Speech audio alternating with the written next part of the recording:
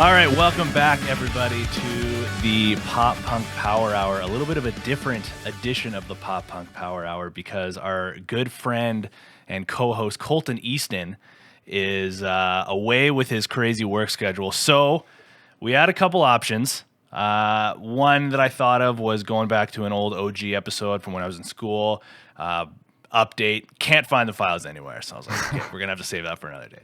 Thought about just talking for an hour by myself, and that sounded miserable. So great idea came to my head. Hey, I have a buddy in Joe.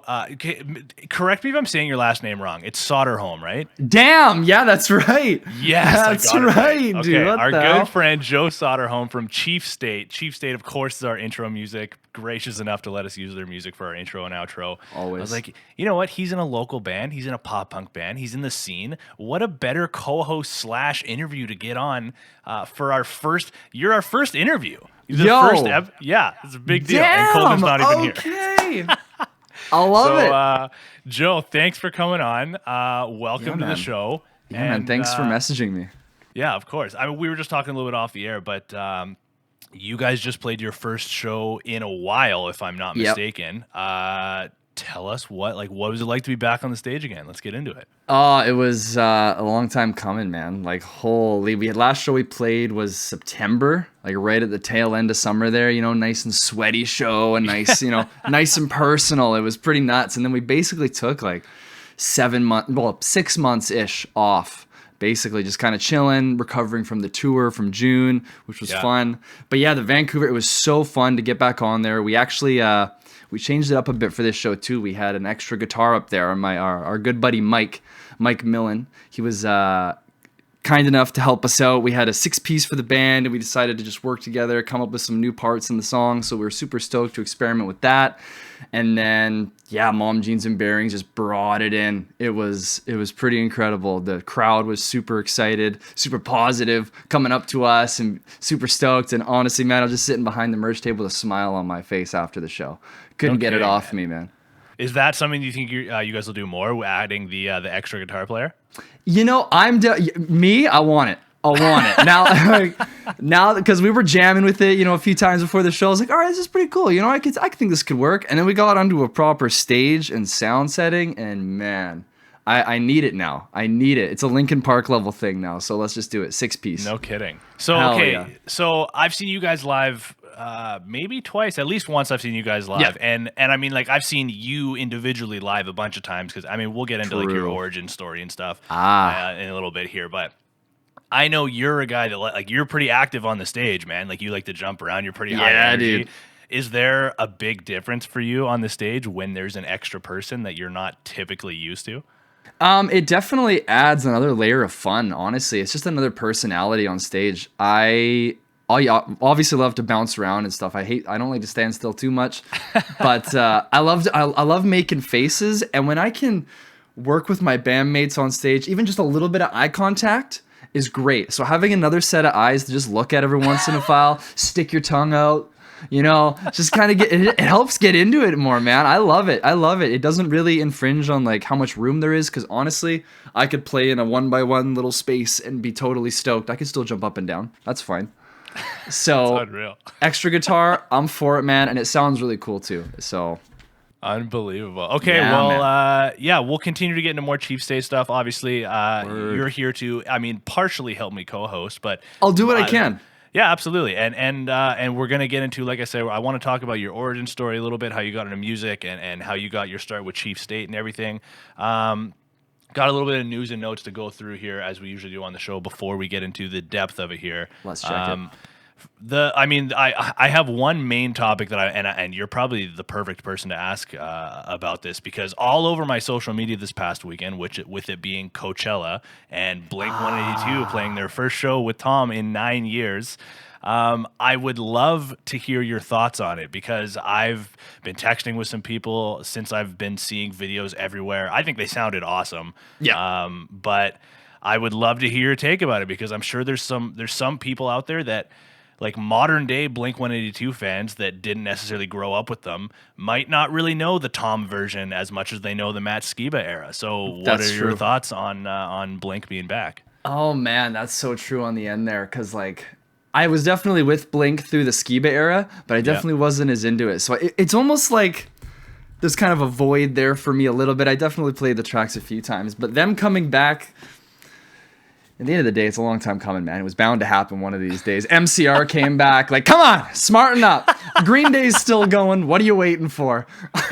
No kidding. But It's so funny. Like, so I started seeing, honestly, like I didn't even know Coachella was last weekend. I just started Same. like doom scrolling on TikTok on like Sunday night before I go to bed, and I see Naturally. like the first couple videos of Tom on stage and stuff, and I'm like, oh yeah. And now the algorithm knows that this is all I'm looking for, so I'm just seeing all the videos of their dumb jokes and stuff. Yeah. And like hearing Tom's voice with them again is just such a comforting feeling for me to, and that's no disrespect to Matt Skiba because he added his own elements to it as well, but Yeah. it makes it feel like Blink 182 again. Like everything in the world is just okay for this 2.5 minutes song. Absolutely, man. It's like it's a very nostalgic, warm and fuzzy kind of feeling.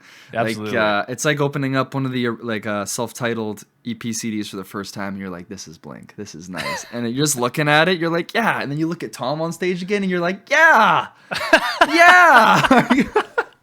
Do you have any take on Tom's voice as it's progressed over the years? And the reason I'm bringing that up is because so my brother was texting me and he was saying like yeah, like happy to see Blink back. Like Tom sounded a little bit rough kind of thing, and we were discussing it a little bit. And I was saying like, yeah, he sounds a little bit rough, but that's also just kind of Tom's voice. Like he doesn't have a clean voice, and that's kind of like his brand a little bit. And then I was also saying like, there's probably some nerves there as well. Your first show back in 9 years with this band, and it's in front of True. Coachella. Everyone's got a phone like on in the crowd, like staring right at you. Everybody's expecting this big thing. Do you have an opinion on I don't want to call it like the roughness of Tom's voice, but just like the brand of Tom's voice? Well, at the end of the day, I love Tom. All right, Of course, man's a legend. Yeah. We're Team Tom. I absolutely, I'd embrace that man at a given moment. But his voice, yeah, I definitely heard a few of the tracks and stuff. And I was actually lucky enough, I got to see Tom a couple years back perform Angels and Airwaves in Seattle. So I got to kind of hear what his voice sounded like recently. And even with Angels and Airwaves, like he sings. It's kind of just like he's having fun up there. Like he's definitely nervous, and he knows like where the notes are and like how to sing the song properly. But he's just having a good time, moving around, kind of blending words into each other. You know how he does, and it's just kind of like a much more fun art to him, I guess, than just singing the same lines the same way over and over. Because I remember in the Urethra Chronicles, in one of their documentaries, Tom talks about how, I think it was No Effects or something. He was watching No Effects and he's like, "Oh, they fucked up live. Oh, but they don't care. They're stoked. Oh, they're having fun. Oh, that can happen." So I think that's kind of like his take on it. Like, and for all three of them up there, I think they all just have so much fun up there that they're just, no matter what they do, it's just going to wind up to be a good time at the end of it. Yeah. And like, I don't know. I enjoyed the few clips I saw. I was into it. I was stoked. 100%. The crowd looked into it, man. Like, It's was so there. funny because like I was kind of thinking about it today, just like in preparation for us hopping on this call, and like I was trying to think of a way to describe Blink 182 that to somebody that doesn't necessarily know the different eras of Blink 182. Partially because when my brother and I were discussing this, like he brought up how like Mark sounded great, and I was saying like, yeah, I don't really think Mark knows how to not sound great. Mark is so consistent the entire way through. And then I was saying, like, with no disrespect to Mark or Tom, Travis Barker is, in my opinion at least, like he's the most talented musician of the bunch. And then you round things out with Tom, who is sort of the X factor of the band because he has the most distinct voice. He has, his sort of the nursery rhyme-y kind of lyrics, like, and that's kind of what makes it, in my opinion, like, I mean, I don't want to say like a perfect trifecta, but kind of a perfect trifecta. It feels like it. It's like you have the consistency, you have the talent, and then you have the X factor, and it all comes together when they're getting along. Yeah, it's kind of, oh man, it's kind of always seemed like that from way back, as far as you can, I don't know, watch their documentaries. When Travis joined the band, it just kind of formed this another level of cooperation. And but when you look at them on their own, you almost wouldn't think it would work as like single characters. But then as soon as you get Tom and Mark are in the same room, you're like, oh, dick jokes. Oh, and then, you know, obviously Travis shows up and it's just like this. He's like, he could be a front man, Travis. If he could walk around with that drum set, dude, it'd be brilliant. It'd be brilliant. Man, it's kind of shocking. I mean, I guess it is and it isn't. Like, he's such a quiet guy, so it makes sense. Yeah. And the drummers are always at the back, but you're totally right. Like, he's such a talent and character in his own, and he's like, Yeah. I mean, all three of them are big names in their own respect, but like, Yeah. Travis Barker is Travis Barker, man. Like, he could be front stage right Yep. there, like commanding the entire show, and I don't think anybody 100%. would say anything like out of the ordinary. No, he like at this day and age, it might almost be fair to say that Travis Barker is like the most recognizable these days. Just because how much work he's put into other artists these days. I know a big one's Youngblood, I think, and then a bunch of other little artists and already big artists just, you know, were throwing in. Avril Lavigne, that was another big one, right? I'm pretty sure he worked on that. Like, he's been dabbling in everything, and then his social media presence is just that is such an skyrocketing. interesting. I mean, I completely agree with you, but that's such an interesting take that Travis Barker might be the most recognizable of the three. I mean, he's dating one of the Kardashians too. Like, True. So even the Kardashian crowd like knows who Travis Barker is. Yeah, it's pretty intense. That's so funny. Okay, so so we agree. We're both on Team Tom. We both love that Blink is back. Are you going to go to their show when they come here to Vancouver? Did you get tickets?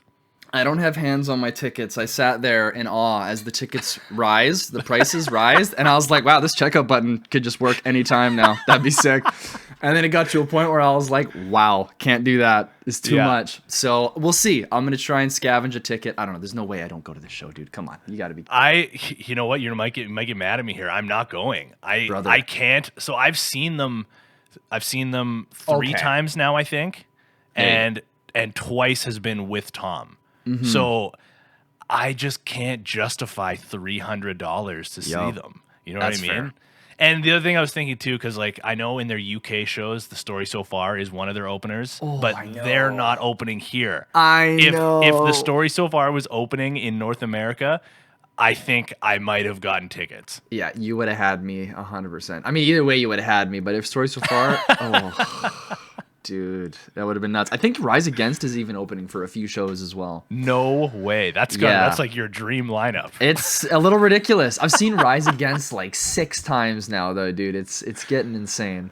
Oh my god. Yeah, dude. Okay, well let's okay, so I got one more thing that I got to ask you before we get into, cuz I want the bulk of the show to be centered around you, your origin story and so on, but I got one more thing to ask you. I'm going to be putting you on the spot here a little bit, but fair. It's something we do before we get into the bulk of every episode. We discuss this always. I'm going to ask you what you've been listening to lately. Like, what are you listening to on repeat lately? It doesn't have to be pop punk. It can be literally anything. It could be a podcast for all I care. Tell me and tell the listeners what is filling your headphones a lot lately. Oh, man, these days. Okay, well, luckily I'm on my computer here, so I can kind of whip up what I've been getting amongst. It's a lot.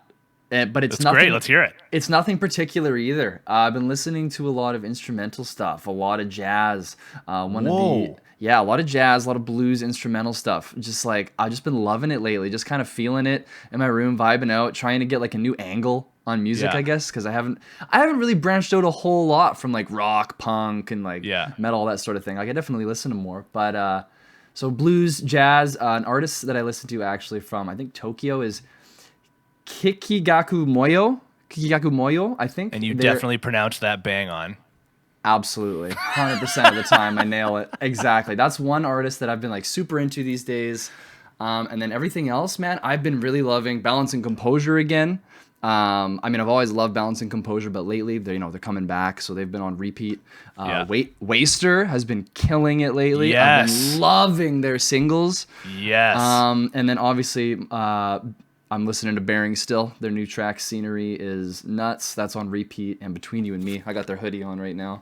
Hell yeah. They're killing it as well with their new single, Nevermind. And that's definitely on the repeat. And then we got Linkin Park in there, obviously, and some No Pressure. And, a new Wilmette came out today as well. Shout out to the Wilmette boys. New single.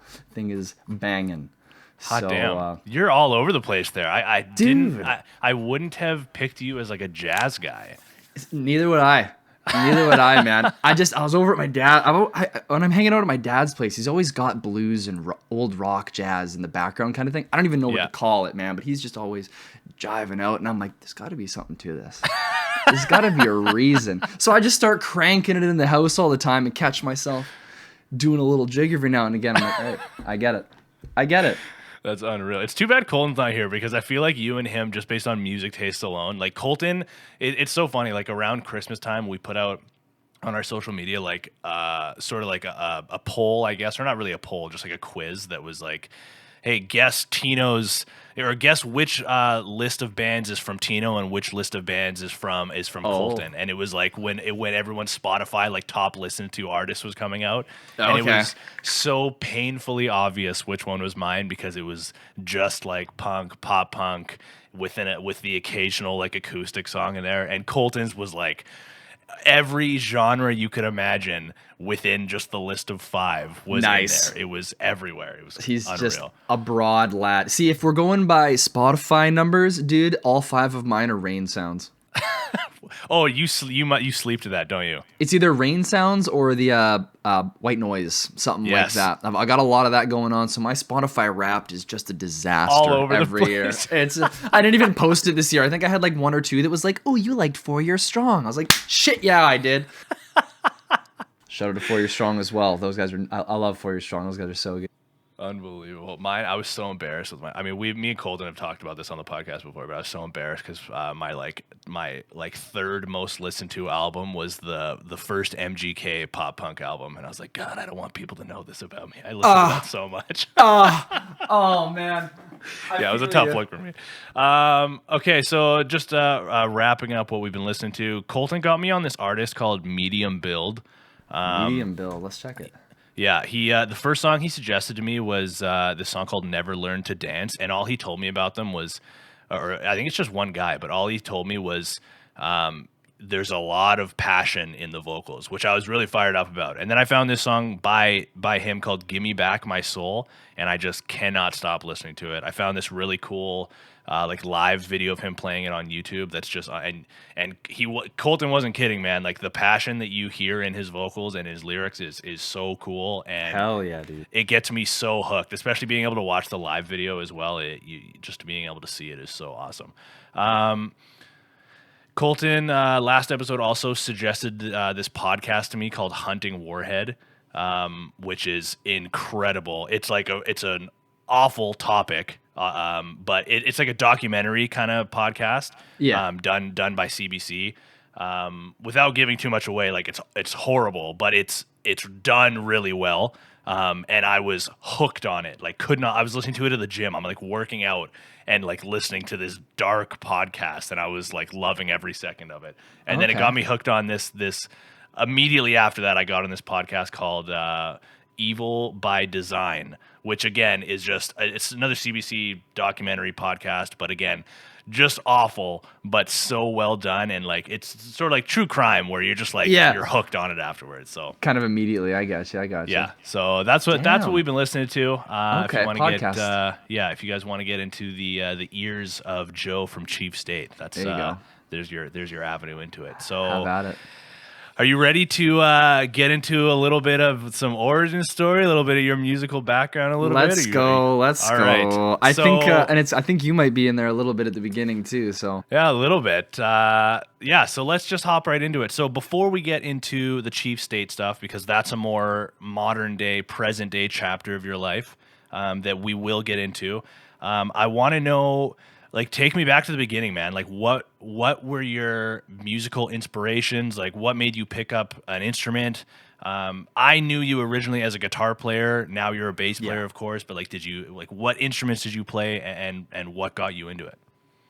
Yeah, so I definitely was a guitar player first and foremost. Although I didn't pick up a bass till Chief State actually. Or just before. Yeah, so we can get into that a little later for sure. Yeah. But guitar, man. I was always into, from as early as I can remember, I didn't have a very musical family. I didn't grow up in a very musical family, so I kind of had to figure most of it out on my own. Saw a few things on MTV just flipping through the channels, like, oh, Linkin Park, what's this? Oh, Green Day, what's this? So those two bands, Linkin Park and Green Day, were probably the two most prominent artists in my life all the way through. And I think right around the time I was starting to understand music, I was like, okay, guitar's making this noise, drum does this. I was like, oh, this new game called Guitar Hero 2 just came out. Yes. Oh my God.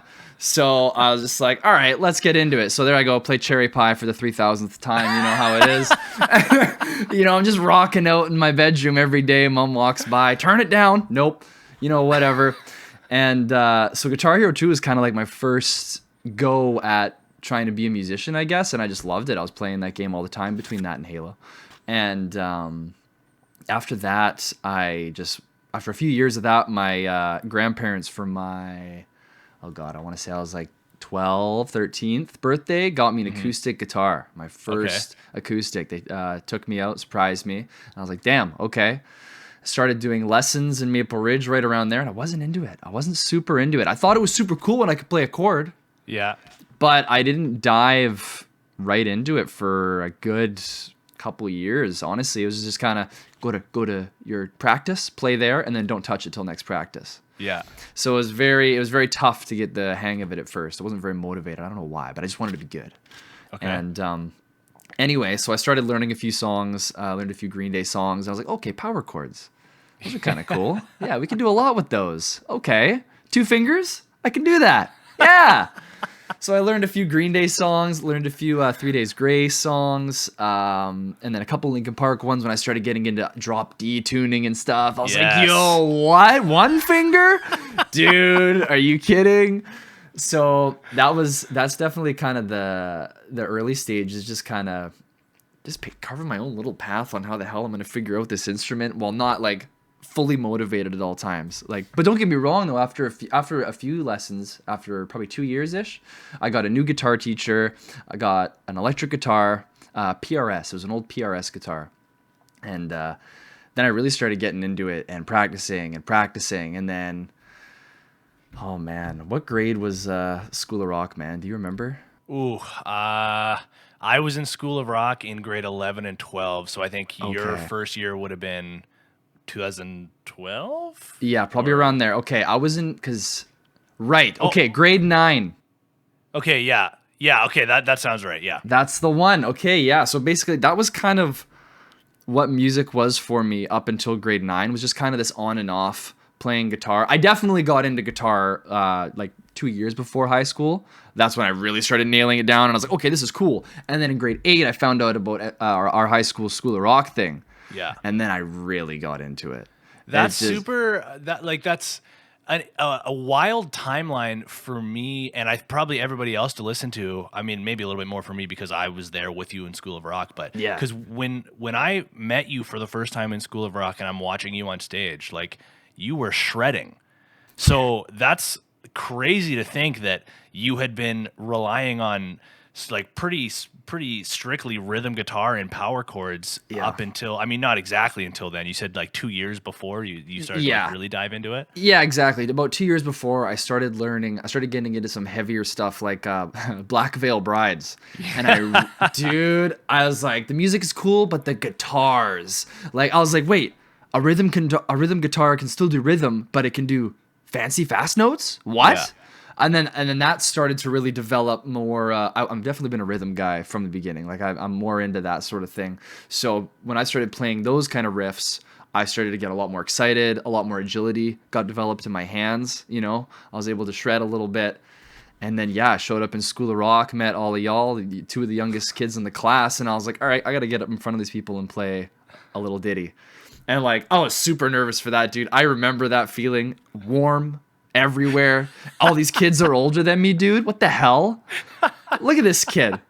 Anyway, so I go up there, do the thing or whatever, but it was the feeling afterwards where I was like, yeah, that was kind of sick. Like everyone, that was all eyes on me for just a moment, just to play a little ditty. That's kind of fun, and it looked like some people were kind of shaking around a little bit. Nice. And that kind of sparked it. Wow. For sure. Was that probably that year, that class for sure. So you're saying School of Rock is what kind of ignited that spark or your love for performing specifically, like being on a stage in front of people? Yeah, and I think honestly, our teacher Wes, I think he is probably the sole reason that I am where I am today, because up until pretty much grade 12 or even after high school, I was super shy. I didn't know how to be around new people and all that jazz. So being forced to do something that you enjoy in front of strangers was really a foreign concept. So being forced to do that every couple weeks after we were in a band, right? You that I didn't get over the feeling for years, like that nerve-wracking feeling, Yeah. but I craved it kind of. I kind of craved it. I was like, oh, it's our turn on the stage today to practice. Holy shit, okay, the heart's going, but let's get up there and have some fun. Like when you're up there, you're plugging shit in, it's all adrenaline. It was all adrenaline, and I was like, shit, dude, this is crazy. And our teacher, Wes, I remember I was talking to him a few times before we did all that, and I was like, man, like, how do you get over this? Like, I'm obviously not word for word, but I was like, man, how do you get over this, like, this gut feeling, man? Like, it sucks. Like, I want to puke beforehand. And he's like, you'll get over it in time if you keep this up, sort of thing. Basically, go break a leg, Joe. Shut up. Get up there. Yeah. And I was like, all right, basically, pat on the shoulder and off you go. And then, so that was grade 9 with a couple pals in that band and our little punk band we did. Or no. Grade 9 was the metal band. Okay, yeah. See, that's how I remember what year is based on what band I was in. So do you remember the name of that band that you were in? Oh God, I don't remember the name. You could basically call us like an Iron Maiden cover band. Yeah, because you had that. Your singer was like in my grade, I think. Yeah, and he always wore like the vest. Yeah, if I remember correctly. He did. I can't remember what I sound like such Trevor. a dick. I can't remember. Trevor. That's what his name was. That's what his name was. Okay. Legend. Gotcha. You don't remember the name of that band? I don't remember the name, man. Like that is so foggy those days. It's so foggy, but I remember moments. I remember it was Trevor was singing, a guy named Mitch on drums, Ted on bass, Nick on guitar, and then myself. Yes, that's right. Oh, I forgot about Nick too. That's okay. I gotta go on a tangent a little bit about Wes Reamsbottom here, because in a good way, in the best way possible. And I know your perception of him is going to be pretty much the exact same as mine. But just like a PSA to everybody about how valuable and how impactful teachers can be on your on lives in general, because to me, Wes Reamsbottom is the greatest teacher I have two teachers, Reamsbottom and Miss Ryle as well. She was up there as well for me, but Reamsbottom specifically, I have this story from when I was in high school, and there was just one day I was having just the worst day possible, like teenage angst to the absolute max, like completely in my head, and it was like at lunch. And I would always hang out in the School of Rock room at lunch, because that's where most of my friends would hang out and stuff. And Reams could see that I was having a rough time, and he brought me into his office there in the room, like while he was eating his lunch, and I was having like an emotional breakdown for whatever reason, whatever was going on. This man called in a sub for his next class and got a note sent to my next class, so that he could keep me in his office and we could just talk it out, kind of thing. And I basically spent the rest of the second half of my day in his office with him, just essentially getting counseling from this unqualified counselor. But yeah. But that, I hope that students can take a second to just appreciate what their teachers do for them. And I hope that if there's any teachers listening, just so you guys know, you guys impact students in a way that you probably don't even realize. That's a thought that has never left my head, is how unreal Reams was for me and so many other people. I know I'm not the only one that has such a high opinion of him as a teacher and as a person. 100%, man. I think Wes is probably the best candidate, man. Because I honestly can't remember a show or live act that I was a part of where I didn't think of Reamsbottom. There isn't a single show, there isn't a single song that isn't written, a single note that isn't played, where I'm just like, the reason I'm up here right now is because of him. 100%, man. 100%. And grade 9 was just kind of the first steps into it. meeting him, meeting all you guys obviously was sick. Seeing what other musicians were all about. Finding out that there's more musicians. Oh my god, such a young lad, right? And like, oh man, yeah. But I remember the great end of the show, the last show in grade 9. There was like that big show you do or whatever. Yeah, the Axe Theater. Yeah, man. Yeah, and that baby. that's the one. That's the one where you get all your pals to show up, and it's kind of like your first time promoting and all that stuff. So, oh man, no, Wes What a is crazy legend. class that is. It It's is. an unbelievable class. Okay, so we're at or just about to pass School of Rock for you. Yep. Let's just say you're graduating now. Yeah. That let's say that's where we're at in the timeline. What's happening next in your musical world? Because I know you were in a band still. I don't know if it was your same School of Rock band when you were graduating or just post graduation, but like, were you guys like looking for shows? Were you looking to continue to like build a name? Like, where were you at musically then?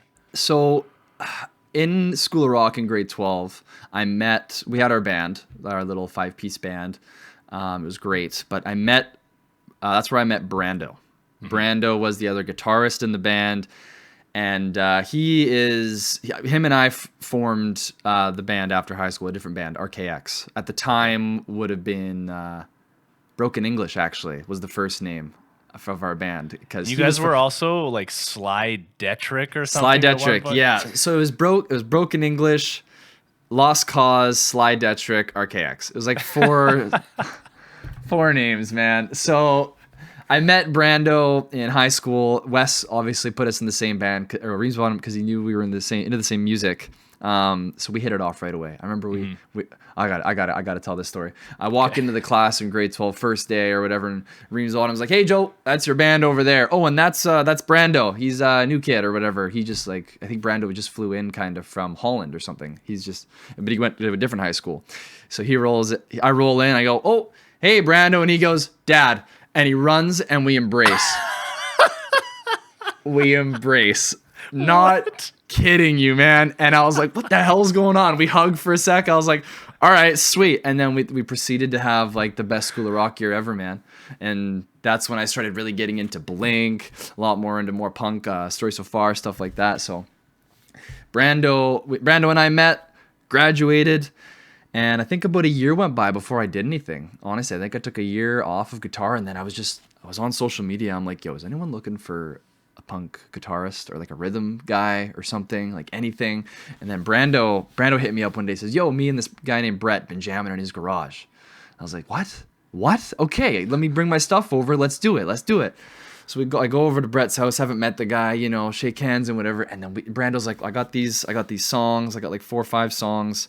Let's see if we can't hash something out. It's like, all right. And that was kind of the beginning of post high school band. Was in a little garage with the 3 of us, just putting power chords and silly little riffs together, man. It was the best time. And it was that for a good 2015, 16, 17, a good 4 or 5 years. It was that, us jamming in the garage, a couple practice spaces, getting better shows, smaller shows, bigger shows. Nothing too crazy. Went to Alberta a few times. It was just a super fun underground little punk project, I guess. That we had a fun time, no regrets at all, man. It was the best times, and that's how I met Chief State, was through that band at one of the shows. Yeah. So and I think you guys so I have one of your guys' CDs from when you were Sly Detrick. I sent you a picture of that a week ago or something like that. Yep. I pulled that out when I was packing. But you guys also have. It's weird because you guys also put stuff out on Spotify when you were it was like RK. Is that what the name of the band? It was RKX, yeah. Yeah, and some of the songs still work and some of the songs don't. So like every once in a while, like one of the songs will pop up on my phone, like it's about to start playing, and then it just skips to the next one. But then like a month later, like another one will pop up, a different song, and that one works. And I'm like, well, yeah, this is sick. This is taking me back to like 2015.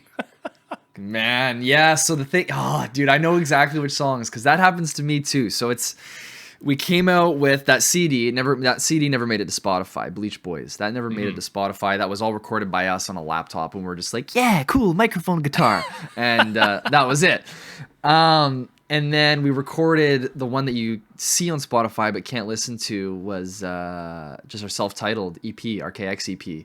And it had 4 tracks on it. Until Now was one that made it into the next album. We just tried to do it again. But the reason those songs aren't on there still is because I didn't have a credit card at the time to renew this payment. And then I lost the files. So somewhere on one of my older computers is the stash of those tracks, and those tracks are probably my favorite songs, honestly, were those ones that were mixed a little better and all that jazz. But they actually are available on Bandcamp. No way. Those so what tracks, do people search to find them? Just RKX? So go to Bandcamp, RKX. That's all you got to do. Self-titled EP. That's all you got to do. Look for that on Bandcamp, and you will find them there. Hell yeah. And that's where they'll reside. That is where they will reside. As for the other album, they'll be on Spotify for a little bit. We'll see. It's just kind of there for memory's sakes now. But yeah, it was kind of weird with those 4 songs. Right on. Okay, so now we're approaching your Chief State era. Yes. And so I don't know how many people will remember this or know this in general, but you're not the original Chief State bass player. Not even a little bit. Not even a little bit. So tell us, A, how you met the guys, and B, how it got brought up that, hey, do you want to come and play bass for us, kind of thing?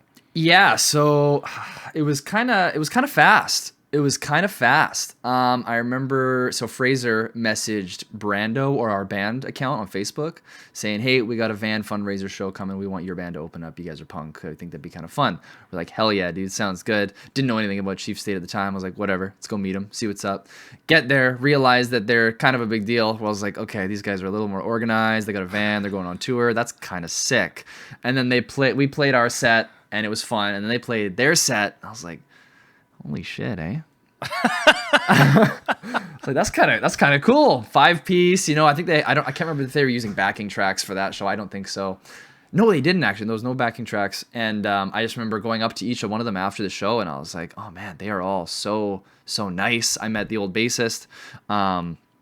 And yeah, they were all super nice. And after that, we kind of hit it off, Brando and I, with them. And we just started hanging out with them that summer. We were going out to barbecues and just kind of all became pals pretty quick.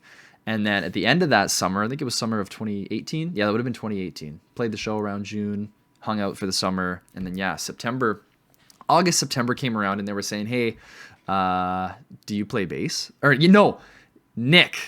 Nick Pang messaged me. He says, out of nowhere, he says, hey, you play bass? It's like, no. Like, not at all, man. I was just like, no, I play guitar. That's pretty much it. I was like, why, what's going on? He's like, oh, there might be a band that needs a bass player at some point. I'll keep you in the loop, though. And I was like, oh, what the hell? Like, what's that all about? And then at the time, another band that I knew had lost a bass player, so I thought it was for them, whatever. Anyway, a few hours goes by, I think, and he says, can you send me a video real quick of you just playing something? Like, just something in the background. Doesn't have to be, like, great quality. So I sent him the leads and rhythms of Quicksand, I think it was. My story so far. So I sent him those. I riffed those real fast. I was like, let's go. Like, I don't know what's going on, but I'm excited now. Like, something's happening. And I think at this point, it's fair to point out that I had gone to 3 Chief State shows before this. I had become a fan, a pretty big fan. I was at the front row every time, every show, met up with them after, hung out at the merch table, all that jazz. So I was pretty stoked at this point. Anyway, and he goes, okay, yeah, that's pretty good. Just give me a minute. Give me a sec here. I don't know what happened for the few minutes there or whatever. If I remember correctly, I think Fraser and Nick were telling me after they reviewed the video, they were like, yo, we got to get this. We got to get this guy in practice, like have a practice with him. And they're just trying to figure out how to get a bass in my hands. So I went out for a hangout and they were like, here's the bass and bring it home and then we'll see if you can play some songs. It's like, okay. So I went and grabbed this bass and then Nick says, okay, well, I might as well tell you, we want you to play bass for us. And I was like, whoa, whoa. And I got up, ran out the back door, and did 3 circles in the yard. You you became a dog with the zoomies, like Yeah, immediately. dude. It was just like, oh, gotta run, gotta go. And so I freaked out for a minute, sat back down, and I was like, shit, okay, nice. And then he's like, can you send us some videos of you playing our songs? I was like, yeah, I can. And he's like, okay, I'll send you the tabs. I was like, don't worry, I already know 3 of them. So I basically sat down that day with the bass and the laptop and just learned. I taught myself Broken Eyes, Crooked Pictures, and Minesweeper Okay. off the first EP there. And yeah, I crushed them real quick. I just did it all by ear. I was super stoked. I already knew the songs because I've been listening to them hard all summer. And yeah, sent them the video and they were like, shit, okay, let's get a jam going. Like, let's get out there. Let's have at it. So we did. We hit it off like that again. We all got in the same jam room, ran through a set of songs, and they were like, okay, how do you feel, man? And I was like, this feels fucking sick. I'm not going to lie to you, boy. Like, it was sweet. It was sweet. So we had the jam, and then I filled in for a show in Seattle to set up like a visa sort of thing.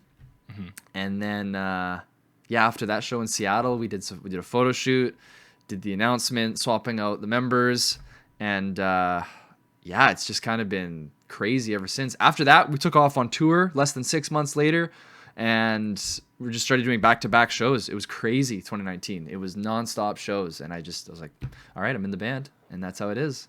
Do you think, have you, excuse me, have you ever had a feeling? I think everyone can probably hear it in your voice here, like that they can hear the rush that you must have had in that, like when Nick says like, hey, like, can you play bass? And you're like, and then it was snowballing from there. But have you ever experienced a feeling like that before, where you become friends with these guys, you become a fan of their band, all of a sudden they're asking you for sort of an audition, all of a sudden you're jamming, all of a sudden you're playing a show, all of a sudden you're in the band? Have you ever experienced any like wave of emotions like that before? Not even close. Wow. Not even close. Now let me tell you something. Before all this Chief State stuff happened, and kind of halfway through to nearing the end of the RKX days, I didn't know what I wanted to do, right? So I was starting to think of careers and stuff, right? And the thought of joining I think it was the time I wanted to join the Army a little bit, or do the reserves, or full-time. I think it was full-time. Anyway, I had the sheets filled out. I literally had the military papers all filled out, ready to go, or do some other job that I was doing at the time. Just keep doing that.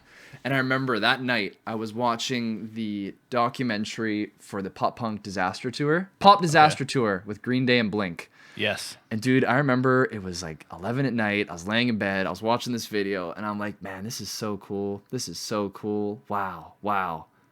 Holy shit, they're my age. What am I doing? Why don't I just try and have at this? Yeah. Give this a proper go. So the next morning, I got up. I took those Army papers. I'm not lying to you. I ripped them in half. I was like, I'm done with these. This is not happening. And I just decided to just go as into music as I could. RKX going a few more years. Hopped into Chief State, man. And it was just like, it had to happen. And the wave of emotions of all that kind of happening with Chief State and everything, and the mold into the tour, and then just being an official member of the band was just like, I don't want to say it was like kind of achieving your dreams a little bit, but to an extent it was kind of felt like that. It was just like, you know, playing on the bigger ish state, like playing the rickshaw and stuff. That was my first big show, and it took my breath away, man. Like that, I never even thought I'd get up there, and there I was. Okay, so it's sort of an interesting perspective from when I started, like when I saw that you would join Chief State, because truth be told, like before, like I had heard of them, but I had never really listened to them before I had seen that you had joined them. And the big, like, for me at least, the big, like, oh my God, this is a legitimate band moment kind of thing for me was seeing you guys sign to a record label, and then B, seeing like one winter, seeing that you guys are opening a show for Silverstein, and then like later on, like me and Colton went to go see you guys when you opened for the Wonder Years, and like you guys are opening for some unbelievably huge and legitimate bands. So I guess, like, what was that like for you? Because immediately before this, you were in, like you said, like a garage band. You guys were recording songs on a computer, and then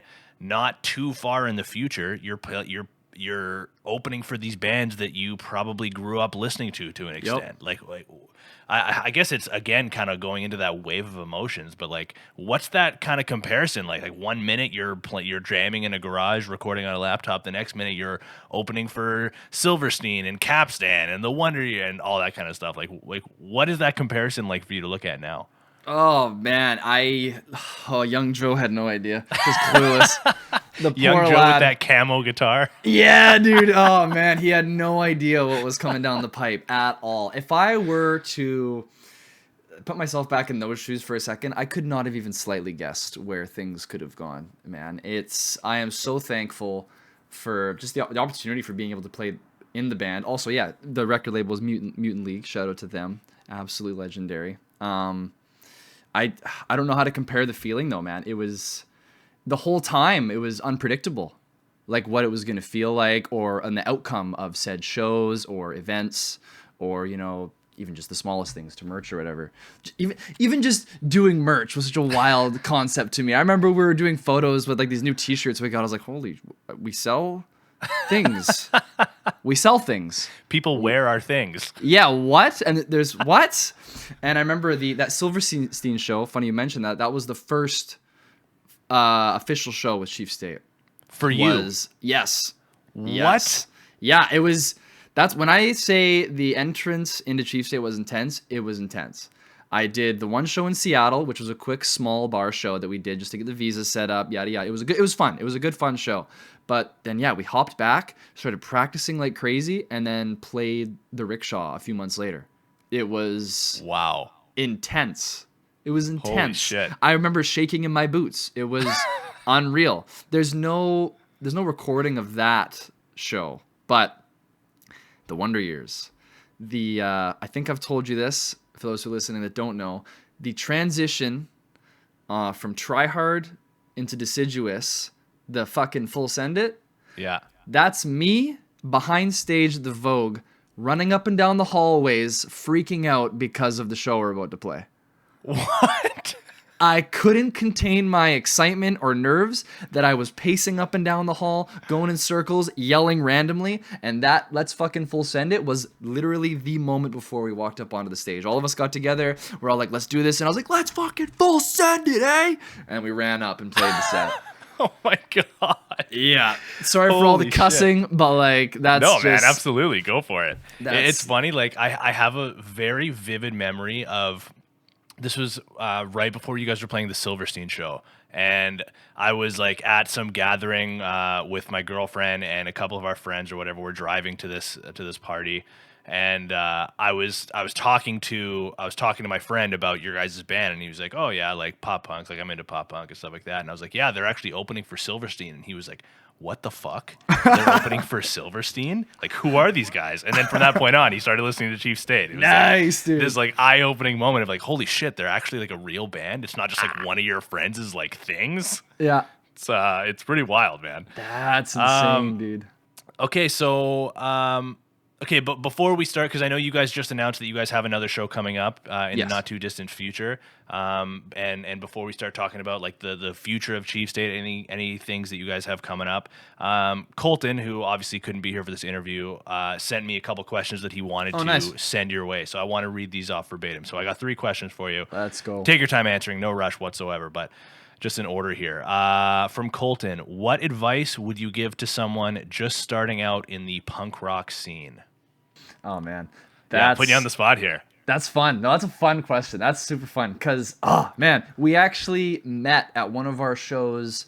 I think just over a year ago, we met some kids who had just kind of moved into Vancouver and were starting their own punk band, and they heard of us, so they came out to our show and they were talking to Fraser and I at the merch table, like, how do you get established in the city? Like, how do you play shows and stuff? And it was just like, well, honestly, like at the beginning, it is tough trying to get shows. You kind of just have to. These days, it's all about social media. Mm-hmm. Like for sure, you have to be dedicated to at the beginning. It's not all about just show as much as you can possibly do these days. It's kind of more.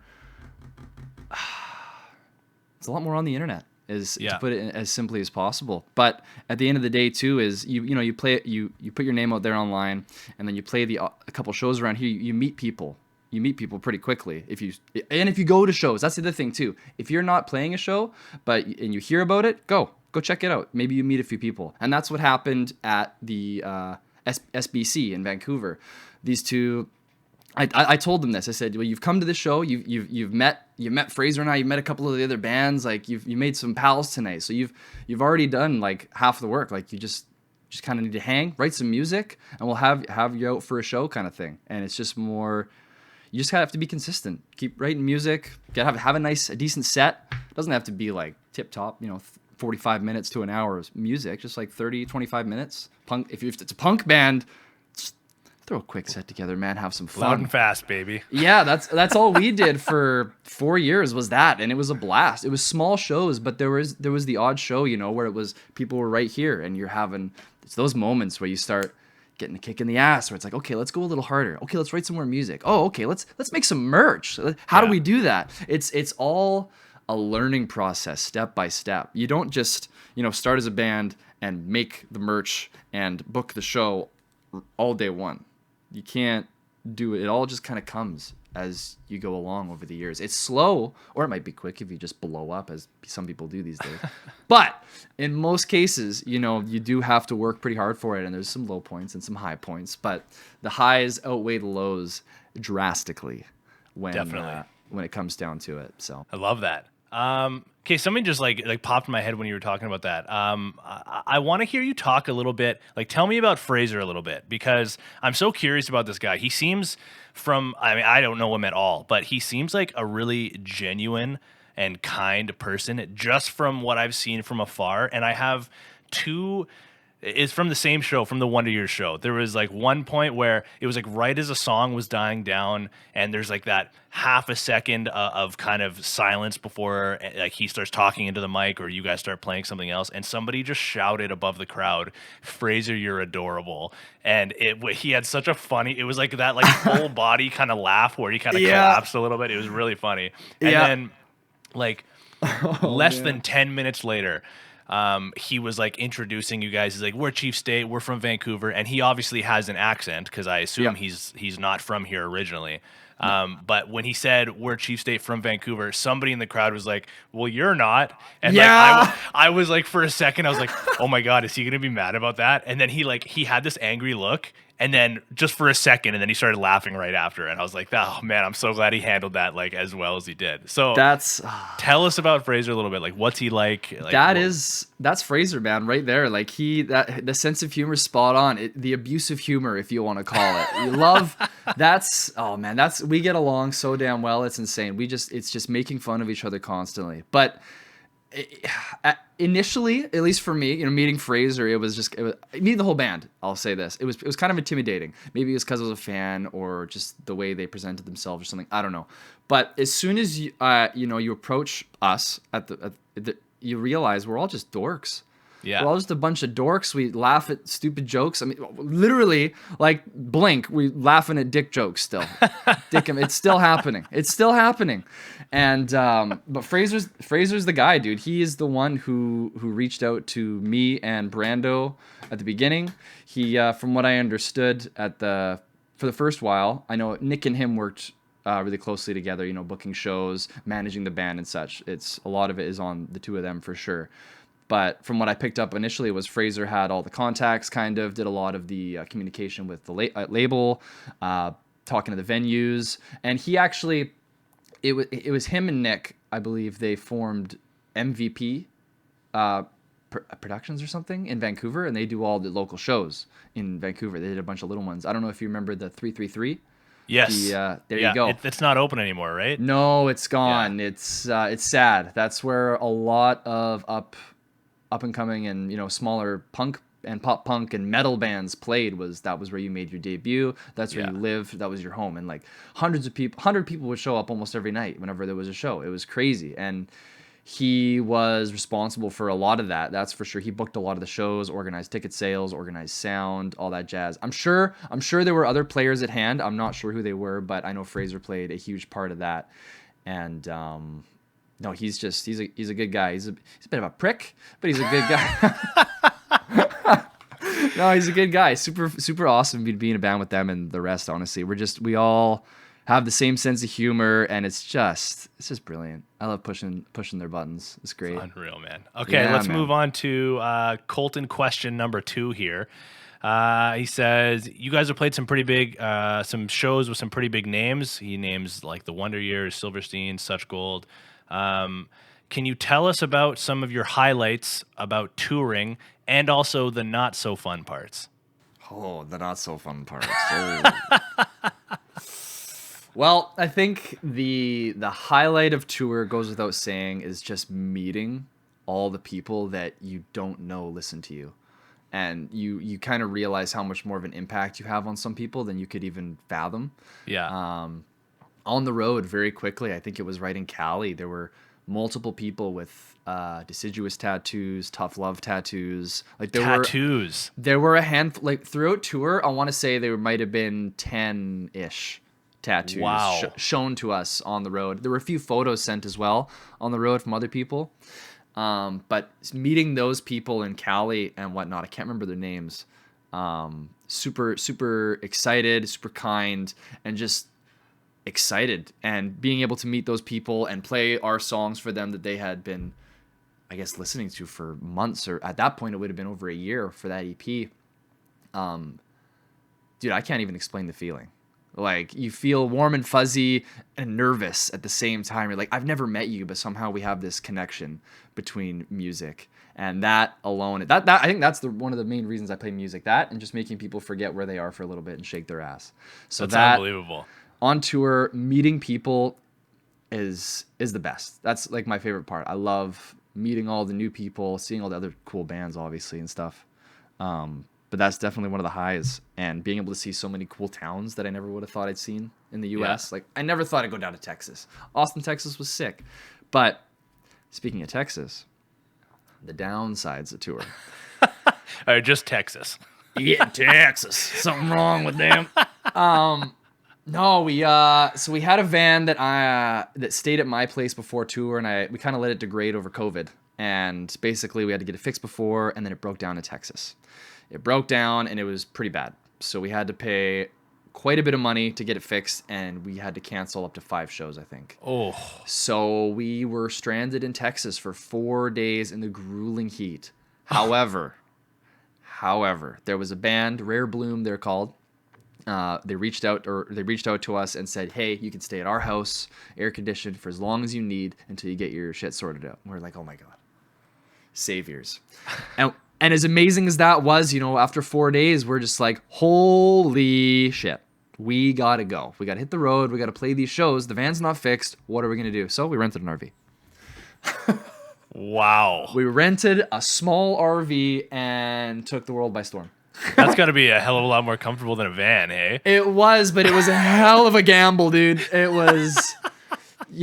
profits were looking really good. Like, we were making money, we could pay for gas, we could order more merch, the van broke, and debt. Yeah. Debt began. So it went from a profitable tour to a not so profitable tour very quick. However, the RV lasted for the rest of the tour. We got the van fixed a few days later, got it back up to us, and managed to finish the rest of the shows and end in Chicago, which was amazing. So as low as those 4 days of limbo were, the payoff was still great. But I remember we were all sitting in the living room, and we're like, all right, we can abandon the van and abandon the tour and fly home, or go into some debt and finish these shows. And we chose to finish the shows. Was there ever, like, not to name names, but was there anybody that was like, maybe we should just fly home? Or yeah. So it wasn't unanimous.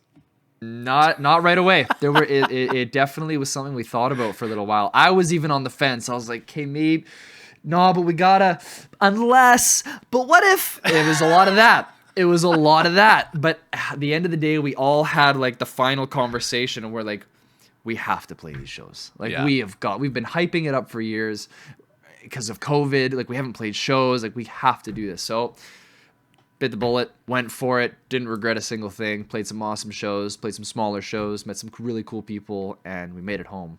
So can't complain, man. Wow. And that's probably like, you're going to have that memory for the rest of your life. You guys were stranded, freaking got an RV. Unreal, man. Dude, I thought we had it bad, and then we met the band With the Punches super great guys in Yeah. Chicago, and they were telling us their band horror stories, and I was like, "Hey, y'all, we gotta smarten up. Ours isn't even half as bad. Like, holy, like, we gotta relax. We're fine. We're gonna be just fine." Oh my god. Yeah. Okay, the third and final Colton question here. Chief State released some killer singles in the past year. Metaphors is one of his favorites, he says. What goes into deciding what's better off as a single or as an album song? That's interesting. That's funny. Metaphors, actually, I like that, because Metaphors was this. It was weird. It's one of, honestly, all of our probably top three. One of our top three songs for everybody. We played it at our last show, and because we just love that song. We feel like we could have pushed it a bit harder, or maybe it could have gotten listened a bit more. We're not sure, but we want everyone to hear that song because we love it. But Metaphors being a single, that was an interesting conversation, because I was on the fence of let's throw it on the album. I was definitely a let's wait, or let's push it as a single for the album. And then it ended up just being its own one-off track, which honestly, I think it kind of worked. We had a cool little art for it. And the song did perform okay, and then when we play it live, it seems to hit pretty well. So Yeah. as far as what went into that thought process, I think it was more of, we just released Tough Love. We were a ways off of Waiting for Your Colors. And we had this one song that was pretty much finished, and we're like, man, we got to put, it's been a while. We got to put something out there. We put an acoustic track out a while ago. Let's get some music out there.